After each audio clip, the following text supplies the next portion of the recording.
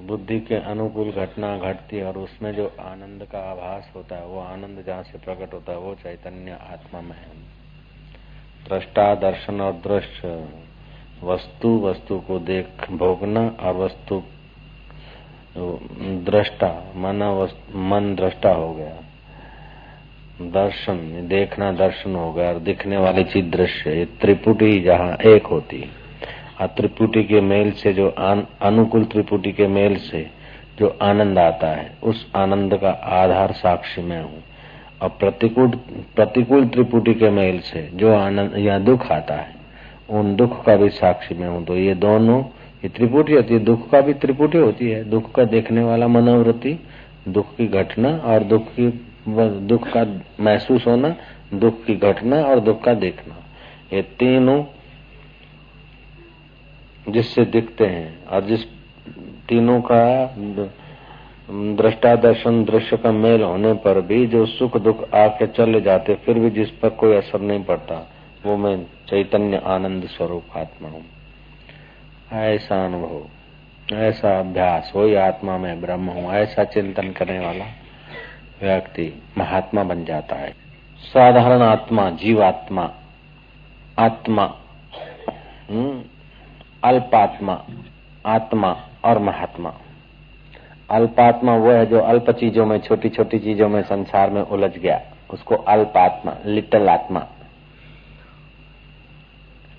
महात्मा वह है जो अपने साक्षी भाव में आया। आत्मा वह है जो आत्मा भाव में आया और महात्मा वह है जो अनंत ब्रह्मांडों में व्यापक पर ब्रह्म परमात्मा स्वभाव में एक रूप हो गया, वो महात्मा हो गया। ये जो दिख रहा है वो आदि भौतिक रूप है उसका, और जो स्पर्श उसका है वो आदि दैविक है, और उसमें स्वाद तत्व वो आध्यात्मिक है, आध्यात्मिक तत्व ब्रह्म है। ऐसे ही नीम में खजूर में जो स्वाद है, तो नीम या खजूर, नीम कड़वा खजूर मीठा, तो खजूर का बाह्य बॉडी, खजूर का बाहर का जो है वो आदि भौतिक है, और खजूर में रस लेने का जो है आदि दैविक, रस लेना आदि दैविक, रस तत्व जो है आदि आध्यात्मिक। चलो ये समझाने की प्रक्रिया अलग अलग है। ऐसे तो आत्मा चिदाकाश स्वरूप आकाश की नाई निर्लेप है, तीनों काल में जगत बना नहीं। जगत जब सत्य दिखता है तो फिर जगत में भाग त्याग लक्षण करके तत्व को देखना पड़ता है। जागृत अवस्था आई चली गई, स्वप्न आया चला गया, सुषुप्ति आई चला गई, जागृत स्वप्न सुषुप्ति तुर्या, इन सब का उद्गम अधिष्ठान रूप निरामय ब्रह्म हूँ। वास्तव में यही है, मानते नहीं इसलिए मजूरी करो। कोई काशी जाए, कोई मक्का जाए, कोई व्रत रखे, कोई ये करे, कोई शीतला ध्यावे, कोई मंदिर मस्जिद ध्यावे, सब छुड़ा के गुरु में, मेरे को गुरु ने जगा दिया, भजन आए ना। ऐसा है। इसलिए राजचंद्र बोलते हैं कि जब तक आत्मज्ञान नहीं होता है, अनाथ बालक की नाई गुरु के चरणों में लिपटे रहो। लिपटे रहो मना नहीं पैर पकड़ के, तो चलना फिरना मुश्किल हो जाएगा गुरु का। तो लिपटे रहो कहने का ये भाव है आदि भौतिक। लिपटे रहने का मतलब है कि उनके विचारों में लग जाओ, जो संकेत करे उसमें डट जाओ। महात्मा होते हैं, कुछ महात्मा होते हैं जो संकेत करते हैं, कुछ महात्मा आज्ञा करते हैं। कभी कभी महात्मा लोग संकेत करते हैं, महापुरुष लोग। जैसे आप गए और महात्माओं ने पूछा कि कैसे साधन भजन चल रहा है ना, तो संकेत कर दिया कि अगर नहीं करते हो तो करना चालू कर दो, और करते हो तो उसमें बढ़ाओ। ये संकेत कर दिया। जो साधन भजन चल रहा है बढ़ा दो, तो ये आज्ञा हो गई। बढ़ा दिया लेकिन मन लगता नहीं है, ईमानदारी से कर रहे हैं, मन नहीं लगता है कि कोई बात नहीं, मन न लगे फिर भी क्या करो, ये आज्ञा है उनकी। मन नहीं लगता है, अरे लग जाएगा, चिंता न करो, ये उनका आशीर्वाद है, वरदान है। इसमें कोई डट जाए, रोज रोज ऐसा नहीं सिर खपा के मन नहीं लगता, मन नहीं लगता। डिप्रेस થઈ જાઉં છું। छोटी छोटी बात को वो रोज रोज नहीं बोलना चाहिए। अपने आप वो तो सब जानते हैं, हृदय से प्रार्थना कर दिया बस छूट गया। तो इस संकेत, आदेश, आज्ञा, आशीर्वाद, वरदान, इस प्रकार से कई लाभ होते रहते हैं। इससे करोड़ों करोड़ों जन्म के संस्कार कटते रहते हैं। अपनी तीव्रता होती तो इसी जन्म में काम बन जाता है। नहीं तो ये जीव की मजाल क्या है कि ऐसा क्या इसकी ताकत है कि अनंत ब्रह्मांड का स्वामी ईश्वर और उसको अपना बना ले। ऐसा तो क्या इसके पास कारीगरी है, एक पानी के बूंद में से तो बना पैदा हुआ है। ऐसी तो क्या कारीगरी है कि अनंत ब्रह्मांडों के स्वामी को, जो सूर्य को, नक्षत्रों को, ब्रह्मा विष्णु महेश को सत्ता स्फूर्ति देता है, संचालित कर रहा है, उस ईश्वर को अपना आपस हम पा लेना कोई साधारण काम नहीं है। एक पानी की बूंद का क्या ताकत है, क्या मजाल है।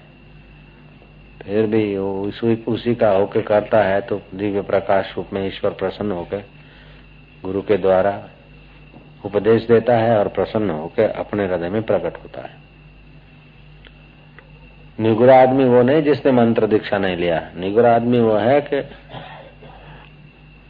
मंत्र दीक्षा लेने पर भी गुरु के संकेत के अनुसार नहीं चलता, गुरु के आज्ञा के अनुसार नहीं चलता है, वो भी अर्ध निगुरा है। मंत्र दीक्षा नहीं लिया वो पूरा निगुरा, मंत्र दीक्षा लिया और फिर संकेत के अनुसार नहीं चलता है तो अर्ध निगुरा तो वो भी है। उसीलिए विक्षिप्त रहता है, नहीं तो विक्षिप्त नहीं रह सकता आदमी, दुखी नहीं रह सकता। हम भगवान के और दुख हमारा कैसे, हम ईश्वर के और गुरु के तो प्रॉब्लम हमारे कैसे हुए। हम कहने भर को गुरु के हो जाते हैं, भगवान के हो जाते हैं। अगर पूर्ण हो जाए तो प्रॉब्लम का सवाल ही नहीं पैदा होता है। बच्चा माँ का हो जाता है तो क्या उसको प्रॉब्लम, क्या टेंशन रहता है उसको, अपने आप सब होने लगता है, निश्चिंत हो जाता है वो। ऐसी बात है। तो हमें તમારા છે, તમારા શરણે આવે છે, પણ અમારે હવે આ કરવું છે ને તે કરવું છે ને આમ કરવું છે नहीं। हमारे मन में ये विचार आता है आप सम्मति दें, आपकी जो आज्ञा हो, आदमी फट फट ठीक हो जाएगा। अपने विचारों का आग्रह, अपने संसार की सत्यता है ना, वो आदमी को आत्मा में नहीं ठहरने देती। संसार सच्चा लगता है, मूर्खों को संसार सच्चा लगता है, जो है मिथ्या, हर रोज बदल रहा है, हर क्षण बदल रहा है, मूर्खों को सच्चा लग रहा है। हम मिथ्या संसार को सच्चा मानते तो समाधान होता नहीं, समाधान होता नहीं तो शांति मिलती नहीं। जो क्षण क्षण में बदल रहा है, बचपन बदल गया, संसार बोले छूटता नहीं, छूटता नहीं क्या, संसार टिकता नहीं। संसार को छोड़ने के लिए मेहनत थोड़ी करना पड़ता है। दिवाली का दिन छोड़ दिया, छूट गया कि छोड़ना पड़ा। बेस्ता वर्ष छूट गया, बचपन छूट गया, भमेड़े छूट गए, छोड़ने क्या पड़े, छूट गया। बचपन के दोस्त छूट गए, बचपन का दुख सुख बीमारी सब छूट गया। संसार तो छूट रहा है, रोज छूट रहा है। संसार छूटता नहीं ऐसी बात नहीं, संसार तो छूट रहा है। लेकिन वो भविष्य की कल्पना, भूतकाल की कल्पना में वर्तमान को उड़ेल देते हैं, खो देते हैं। इसीलिए दृष्टा, दर्शन और दृश्य, इसके अधिष्ठान स्वरूप वर्तमान में जो चैतन्य स्वरूप उसमें नहीं टिक सकता। अब फिर मनाता रहता है देवियों को, देवताओं को, भूतकालीन घटनाओं को याद करता, फलाने राजा ने किया, वो किया। उससे भी थोड़ा विवेक वैराग जगाना है, बाकी तो सार बातें है, आत्मा में आना है। મને याद नहीं रहती कथा, મને याद नहीं रहती कथा। याद क्या रहना है, सारा जगत भूलना है, कथा को क्या याद रखना है। कथा के संकेत को लेकर डुबकी मार के तत्व में टिक जाना है। सब कथाएं तो कौन याद रखेगा, सब कथाएं तो कथा करने वाले को भी याद नहीं रहती। मेरे को कथाएं याद नहीं रहती, याद नहीं रहता तो अच्छा है, नींद तो आती आराम से, नहीं तो कथा घूमती घूमती दिमाग घुमा देवे। कथाएं क्या याद रखना है, कथाओं के द्वारा जो कहना चाहते हैं गुरुदेव, उस बात में टिक जाना है। अमरीश राजा की कथा मेरे को याद नहीं है, राजा परीक्षित फलाने गए, राजा अज की कथा मेरे को याद नहीं है। नहीं है तो मरने दो, मरे हुए की कथा कब तक याद करेगा। तो अभी जीते की अभी कथा कर अपने आप की। तो हम स्वरूप कथा करने वाला ऐसा कथा नहीं बोलेगा। कथा करने वाला व्यक्ति ऐसा नहीं बोलेगा कि कथा याद नहीं रहती तो मरने दो कथा को। ऐसा तो गुरु लोग बोल सकते, दूसरे का दम नहीं होता है। बात समझ में आ गई? धर्म का स्थापना करने वाला बोलता है सब धर्मों को छोड़ दो, एक कृष्ण है जगत का गुरु, वंदे कृष्णम जगत गुरु, यदा यदा ही धर्मस्य बोलते जब जब धर्म की हानि होती है, अधर्म बढ़ जाता है, तो मैं धर्म की स्थापना करने को आ जाता हूँ।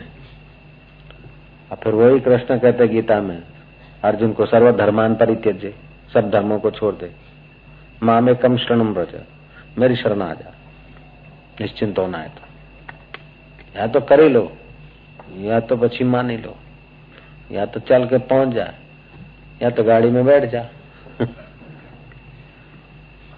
या तो चल के पहुंच जा, या तो गाड़ी में बैठ जा। जैसे खेत में अनेक गन्ने हैं लेकिन रस तत्व तो एक ही है, ऐसे अनेक मूर्तियों में, अनेक चल अचल मूर्तियों में सत्ता ब्रह्म की एक की है। जहाँ पत्थर रूप में या पौधे रूप में है वहाँ सुषुप्त है, प्रगाढ़ घन सुषुप्ति पत्थर चट्टानों में। ये पेड़ पौधे और जीव जंतुओं में क्षीण सुषुप्ति। मनुष्य लोग स्वप्न देख रहे हैं, इसको सच्चे को सच्चा स्वप्न के वक्त स्वप्न नहीं दिखता है, ज्ञानी जग जाता है। जैसे स्वप्ने से जगा हुआ आदमी स्वप्ने की बातों को लेकर नहीं जगता है, स्वप्ने की बातों को छोड़कर जगता है। स्वप्ने के बनाव लेकर नहीं जगता है, स्वप्ने के बनाव छोड़कर जगता है। ऐसे जागृत के बनावों की सत्यता छोड़कर आत्मा में जगना होता है। अपने जागृत की बातें पकड़ के फिर आत्मा को ढूंढना चाहते थे, ये मिलता है। दुख आवતું હોય કાલ तो આજે आओ, જોઈએ કેવું છે। रामतीर्थ बोलते कि भगवान भूल गए, हमारे को मुसीबत भेजना, हमने कहा रोज नया मुसीबत भेजो, ये तो बासी मुसीबत है, और भेजो नया प्रॉब्लम, ताजा मुसीबत चाहिए, हम बासी मुसीबत हमसे हम नहीं राजी होते, नया मुसीबत लाओ। रामतीर्थ ऐसा बोलते थे। बड़ा दिमाग, बड़ा मगज, बड़ी समझ, मुसीबतों से टक्कर लेना, खेलना उनको मजा आता था। प्रॉब्लम के बीच वीर भोग्या वसुंधरा, ये पृथ्वी वीरों को भोगने के लिए, कायरों के लिए थोड़े। मन में वीरता लानी चाहिए। जितना निर्भीक होगा उतना दिमाग विकसित होगा। निर्भीक निश्चिंत, निर्भीक निश्चिंत होके क्या होगा? थई थईने શું થશે? आत्मा अनुसंधान करो, डर भय शोक चिंता घृणा दूर फेंक दो। निर्भय होने का मतलब नहीं कि 25 ही हो जावे। निर्भय થવાનો मतलब એ नहीं कि वैशाखी नंदन ની જેમ ગધેડાની જેમ चलो। नहीं, निर्भीक का मतलब जो निर्वासनिक होता जाएगा उतना निर्भीक होता जाएगा। हाँ, जो दूसरों का अपमान करके निर्भीक होता है वो निर्भयता नहीं है, वो तो उछलंकता है। जो दूसरों की सेवा करता जाएगा जितना विचारों से, तन से, मन से, उतना निर्भीक होता जाएगा। और जितना सेवा लेता जाएगा उतना अंदर से दुबला होता जाएगा। जितनी चाह होगी उतना दुबला होगा, जितना बेचाह होगा, लातमा होगा, उतना लापरवाह होगा। वो ब्रह्म भगवान उधर नहीं, वो मैं हूँ आत्मा, ऐसा चिंतन करो।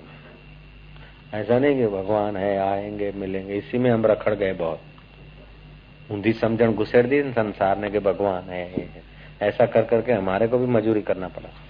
अगर सीधी जो समझ मिल जाती ना बचपन में, उल्टी समझ नहीं घुसती तो 7 साल तो क्या 7 दिन भी काफी थे। फिर भगवान को ले लेके घूमते थे कि भगवान प्रकट होंगे। अब गुरुजी मिले ना तो वो हमारा गुरु भाई, गुरुजी ने संकेत किया तो हमारा भगवान चुरा के ले गया।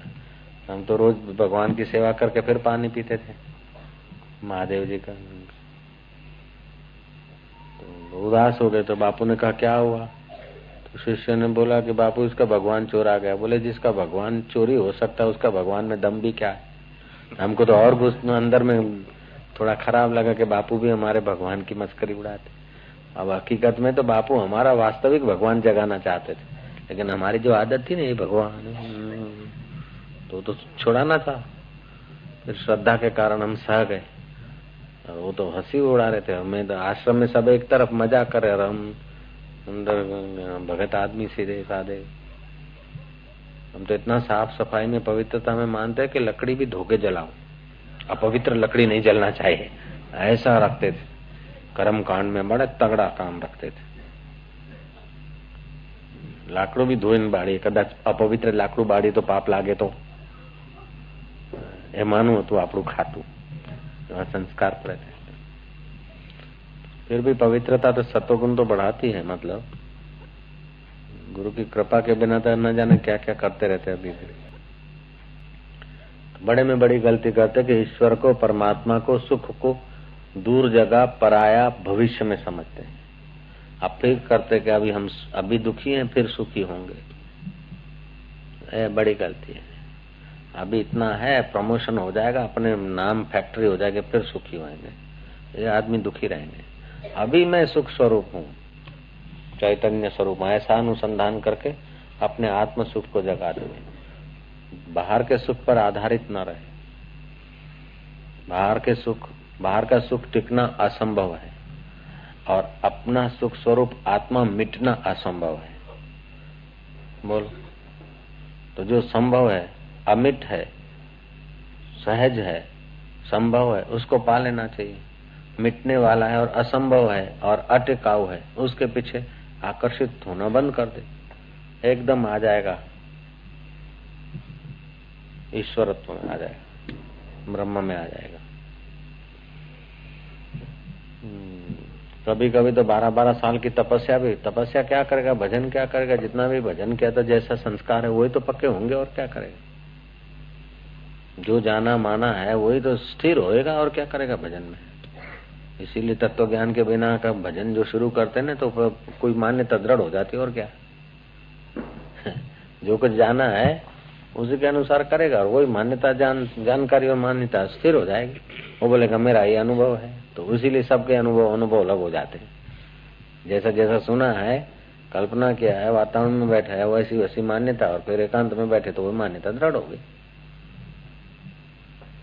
अभ्यास का मतलब है उसी विचारों में मन को मंडारते रहना। इसीलिए हर मत वाले को, पंथ वाले को अपना अपना भगवान लगता है, वही सच्चा लगता, बाकी सब छू लगते। अल्लाह अकबर वालों को बोलो कृष्ण भगवान जैसे और कोई भगवान नहीं हुआ, बोले जाओ जाओ काफरो। हमारा खुदा ताला सही है। कृष्ण वालों को बोलो अरे खुदा ताला क्या, कृष्ण देखो कभी दुखी नहीं हुए, जीसस कभी हंसे नहीं हो, कृष्ण कभी रोए नहीं, हमारे मुस्कुराते नारायण। और वेदांतियों से पूछो कि नारायण ब्रह्मा जी के एक दिन में 3900 नारायण अवतार हो जाते हैं, कौन से नारायण की बात करते हैं। ब्रह्मवेता तो ऐसा बात करेगा। और ऐसे ब्रह्मा जी भी हजारों करोड़ों हो गए, तुम कौन से नारायण की बात करते हो।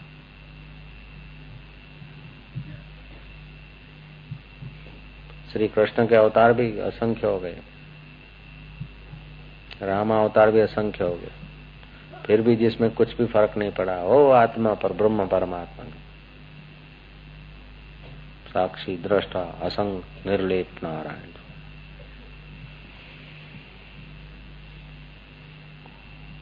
हजारों वर्षों का काम सत्संग के द्वारा हंसते हंसते पूरा हो जाता है। अगर सत्संग नहीं मिले तो हजारों वर्ष, लाखों वर्ष तप करो। गंगा पुत्र भीष्म पितामह ने तपस्या किया गंगा किनारे, ब्रह्मा जी को राजी करने के लिए कि सत्संग सुनो, सार बात क्या है, सृष्टि का आधार क्या है, मूल क्या है, ईश्वर की प्राप्ति कैसे हो। सत्संग सुनने के लिए गंगा पुत्र ने तप किया गंगा किनारे।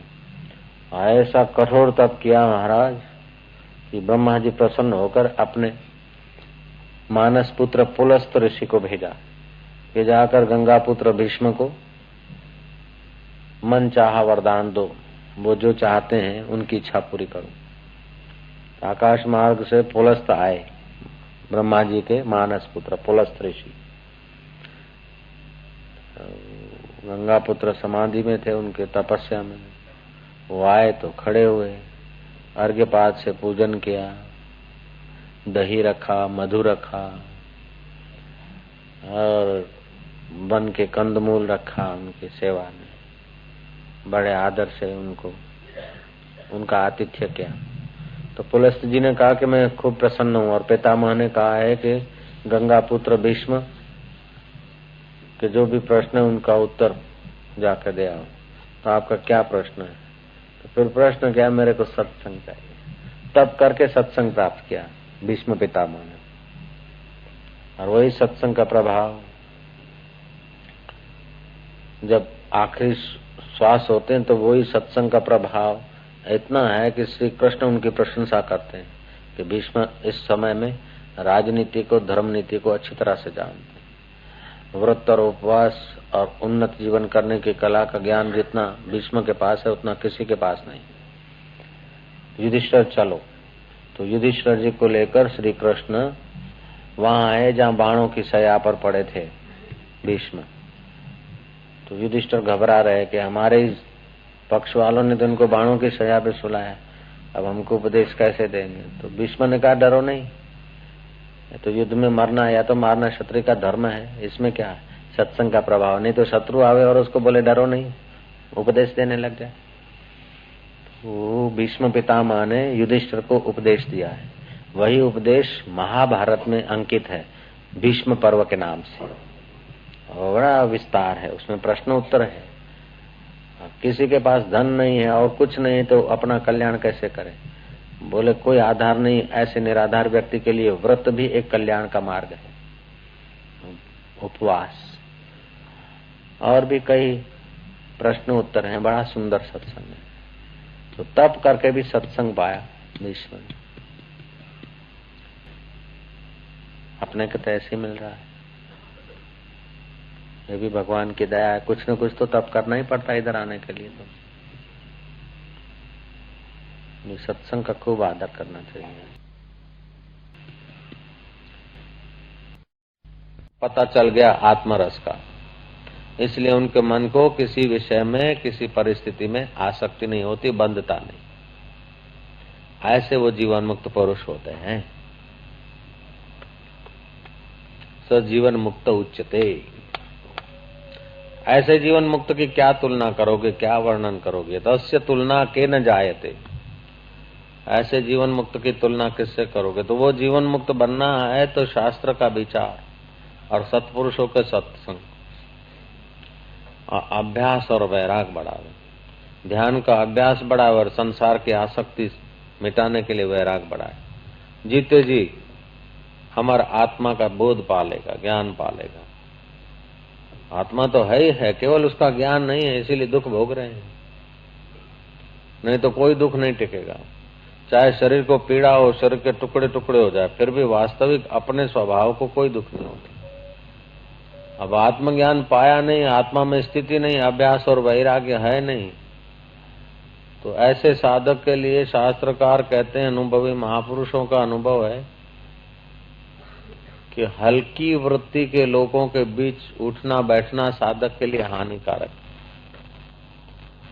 जो मंदमती हैं और मलिन जिनका आचार विचार है, मलिन जिनका खान पीन पान है और मलिन जिनकी दृष्टि है, ऐसे लोगों के बीच साधक वैराग्य वाले का वैराग्य भी मंद हो जाता है और अभ्यास वाले का अभ्यास भी मंद हो जाता है। इसलिए हमेशा ऐसे पुरुषों के संग में रहना चाहिए जिससे वैराग्य बढ़े और अभ्यास में रुचि हो, तो अपना कल्याण होता है। और अभ्यास और वैराग्य में रुचि न हो ऐसे व्यक्तियों के पास रहने से, अथवा मलिन जिनकी चेष्टा है, आजीविका जिनकी मलिन है, पाप से कमाते हैं और खर्चने में पाप करते हैं और देखने में भी पाप करते हैं, ऐसे लोगों के संपर्क में और ऐसे लोगों के स्पर्श में साधक रहता है तो उसका भी अभ्यास वैराग्य मंद हो जाता है। और जो महापुरुष हैं जिनकी उन्नत ब्राह्मी दृष्टि है और सदा आत्म अभ्यास स्वाभाविक उनका होता रहता है, उन पुरुषों के चरणों में रहने से नए साधक का उत्थान जल्दी होता है। इसलिए श्रीमद् राजचंद्र की बात हमको यथार्थ लगती है कि उन्होंने कहा कि जब तक आत्म प्रकाश न हो, आत्म स्थिति न हो, तब तक महापुरुषों के चरणों में अनाथ बालक की नहीं पड़ा रहे। और महापुरुषों की चरण रज सिर पे चढ़ा है, उसका मतलब ये नहीं कि पैरों को जो मिट्टी छुई उसको सिर पे घुमाते रहें। कहने का तात्पर्य है कि उनको छूकर, चरण रज भी उनके शरीर को छूती है, ऐसे उनके हृदय को जो अनुभव उनके हृदय से छूकर जो अनुभव की वाणी निकलती है वो सिरोधार्य कर दे। ये है चरण रज का आदि दैविक स्वरूप। आदि भौतिक स्वरूप तो पैरों को मिट्टी लगी वो है, आदि दैविक स्वरूप या आध्यात्मिक अर्थ ये हो सकता है। लल्लू जी उनकी सेवा में रहते थे। और एक दिन लल्लू जी ने पूछा राजचंद्र को कि मैं घर बार छोड़कर अपने 2 पुत्र पत्नी और मिलकत दान पुण्य करके लग गया हूँ, इतने वर्ष हुए अभी तक मेरे को आत्मा का अनुभव नहीं हुआ। 2 बेटों को छोड़ के आ गया, पत्नी को छोड़ के आ गया, इतना धन दौलत, कुछ आश्रम में दान पुण्य कर दिया, कुछ घर में दे आया, मेरे को अभी तक पूर्णता का तो अनुभव नहीं हुआ है। कितने वर्ष हो गए। राजचंद्र 1 मिनट के लिए मौन हो गए। फिर कहा कि लल्लू जी, लोगों की नजर से तो तुम बड़े बुद्धिमान हो, लेकिन 2 बेटे छोड़कर और पत्नी छोड़कर, एक घर छोड़कर इधर कई घर वालों से कितना परिचय और कितना व्यर्थ की बातचीत करते हो, और कितना 2-4 व्यक्तियों का संबंध छोड़कर कितने व्यक्तियों से आसक्ति वाला संबंध करते हो। कैसे है एक घर की रोटी छोड़ के कितने घरों का, किसी के टिफिन का, किसी का क्या क्या लेते देते खाते। तो अब वृत्ति तुम्हारी अभ्यास वैराग में तो लगती नहीं। अभ्यास वैराग में लगेगी नहीं और मलिन चित्त वाले लोगों के साथ ज्यादा संपर्क में रहोगे तो फिर आत्मानुभव कैसे रहेगा। इसीलिए हमारे चरणों में रहने का मतलब है कि हमारे संकेत को मानकर उसमें डट जाओ।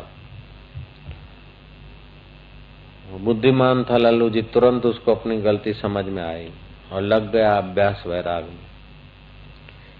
गीता में भगवान से पूछा अर्जुन ने कि भगवान, कोई भजन करता है और वो जीव मन तो लगता नहीं, तो फिर कैसे सफल होंगे।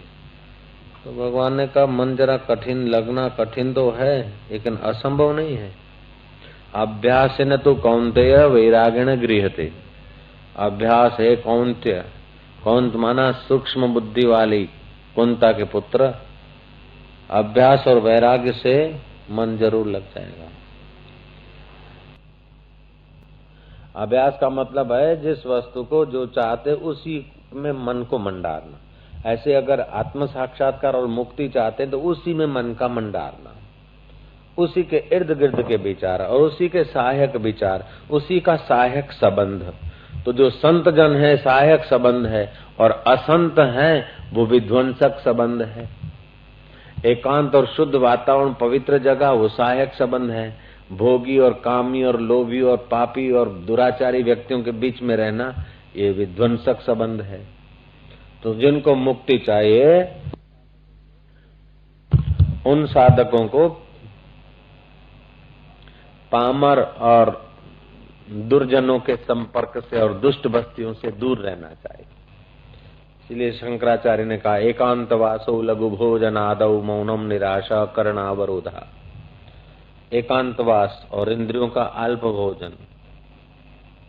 एकांतवासो लघु भोजन आदौ मौनम, मौन रखे और आशा रहित हो जाए, जगत की वासना रहित, तो थोड़े ही दिनों में आत्म प्रसाद प्राप्त हो जाएगा।